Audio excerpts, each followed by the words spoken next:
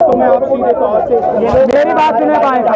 इधर आ जाओ, पीछे पीछे आओ, मेरे पीछे आओ, मेरे पीछे आओ, अभी तक मेरे पीछे आओ, अभी तक जो बात नहीं मेरे पीछे आओ इधर। वो आप जामा मस्जिद से यहाँ देखे इसको हटाओ, उसके पीछे चलो। आप बुलंद की गई है जब बात जैसे मैंने आपसे कहा बड़ा वाला है वो लगा हुआ है, देखो उससे पहले। ये कुछ भी किसी से मिलवा के शरारत करना चाहते हैं, समझो। देखिए ये वो ऐतिहासिक सीढ़ियां हैं जामा मस्जिद की। सब मेरी बात सुने ध्यान से बात सुने। ये वो जामा मस्जिद की ऐतिहासिक सीढ़ियां हैं जहां से मौलाना अबुल कलाम आजाद ने आज़ादी के वक्त एक मुल्क को डायरेक्शन देने की कोशिश की थी। अगर मौलाना आजाद की बात पूरी सुन ली जाती तो आज भारत, इंडिया पूरा सबसे ताकतवर देश होता दुनिया में। आज मैं फिर उन्हीं सीढ़ियों से खड़े होकर एक पैगाम देना चाहता हूँ। पहला पैगाम वो ये है कि भारत के संविधान में इतनी ताकत है कि वो हर एक मजलूम की हिफाजत कर सकता है, हर एक को अपना हक दिला सकता है। और भारत का संविधान हर एक की जिम्मेदारी लगाता है कि दुनिया में कोई भी जगह कोई मजलूम हो तो उसकी हिफाजत करने के लिए भारतीयों को खड़ा होना चाहिए। हम भारत के मुसलमान भी फिलिस्तीन के मजलूमों के लिए यहाँ खड़े हैं तो भारत के संविधान की ताकत से। आज मैं यहाँ पे हूँ तो भारत के संविधान की ताकत से। कितने आपने देखा पिछली बार रोका था, संविधान की ताकत है कि आज मुझे आने दिया क्योंकि हमने कानूनी कार्रवाई। अब मैं फिलिस्तीन के लोगों के लिए मैसेज देना चाहता हूँ। भारत की जनता और भारत देश फिलिस्तीन के मजलूमों के लिए खड़ी हुई है। और जो जुल्म, जो ज्यादती बेंयामिन नेतन्याहू और उनके ज़ायनिस्ट साथी जो पूरी दुनिया में फैले हुए हैं, जो बेईमानी करते हैं, हर देश में करप्शन फैलाते हैं, हर देश में बेईमानी घुसवाते हैं, हर देश को धोखा देते हैं, उन ज़ायनिस्ट ताकतों के खिलाफ भारत के मुसलमान ही नहीं पूरा भारत देश खड़ा है आज। ये हमारा आईनी और कानूनी फर्ज भी है। आज फिलिस्तीन के बच्चों के ऊपर जो वाइट फॉस्फोरस के बम मारे जा रहे हैं, मेरी ये गुजारिश है, मैंने ये करके दिखाया है। आप सभी जगह मुल्क भर में सभी लोगों को, खास तौर पे जो मजलूम हैं, SC ST OBC और माइनॉरिटीज़ के लोग हैं, उनको फिलिस्तीन की हिमायत में इसी तरीके से पीसफुल प्रोटेस्ट करने चाहिए। ये हमारी कानूनी जिम्मेदारी है, ये हमारी आईनी जिम्मेदारी है और ये हमारा एक फ़र्ज़ भी है कि हर मजलूम दूसरे मजलूम के साथ खड़ा हो। भारत के हर एक नागरिक से मैं गुजारिश करता हूं जो इंसाफ पसंद है, भारत का संविधान को मानता है, वो फिलिस्तीन की मासूम आवाम के लिए खड़े हो और इजरायली प्रोडक्ट्स का और फिलिस्तीनी और जो ये ज़ायनिस्ट प्रोडक्ट्स है उनका टोटल बायकॉट करे। अगर हम ये करेंगे तो जो बम खरीदने के पैसे आ रहे हैं उनके पास, वो पैसे ख़त्म होंगे तो बम गिरने बंद होंगे। हम हर एक देश के नागरिक से गुजारिश करते हैं कि वो फिलिस्तीन की आवाज़ उठाए जो उसके दिल में है।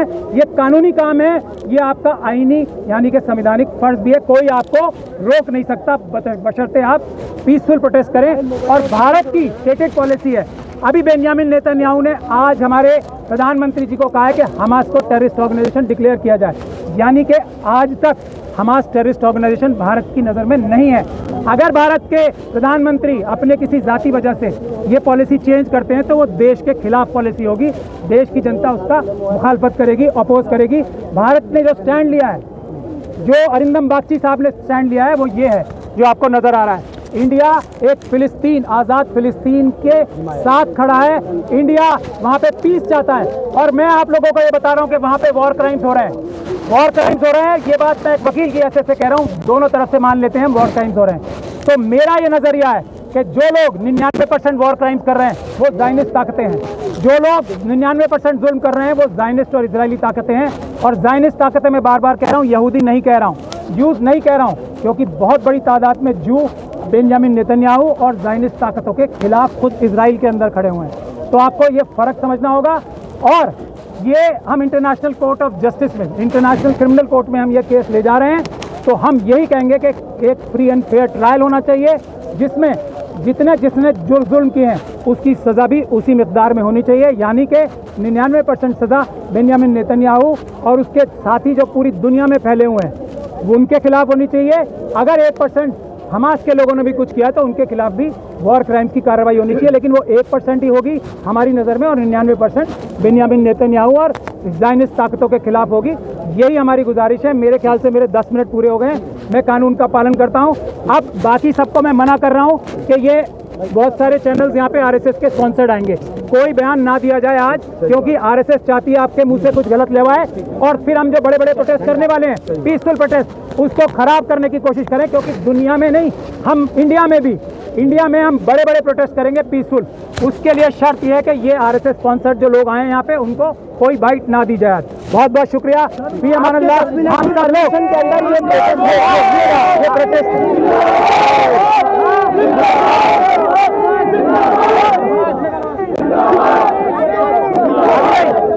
मार्च की परमिशन लेंगे, मार्च करेंगे हम, लेकिन परमिशन लेके कानूनी तारीख से। मैं ऐलान करूं, परमिशन नहीं है क्या? अभी नहीं है, अगली बार मिलेगी। मैं इसीलिए कह रहा हूं हम प्रोटेस्ट करेंगे, बड़े बड़े प्रोटेस्ट करेंगे, लेकिन उसके लिए डिसिप्लिन और पीसफुल तरीके की जरूरत है। हम देश में करोड़ों लोगों के प्रोटेस्ट करेंगे, लेकिन आप लोग हौसला रखिए, पेशेंस रखिए, पीसफुल रहिए।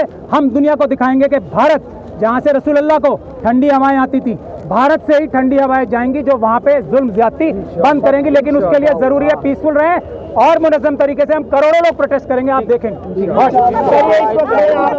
आज बस खत्म।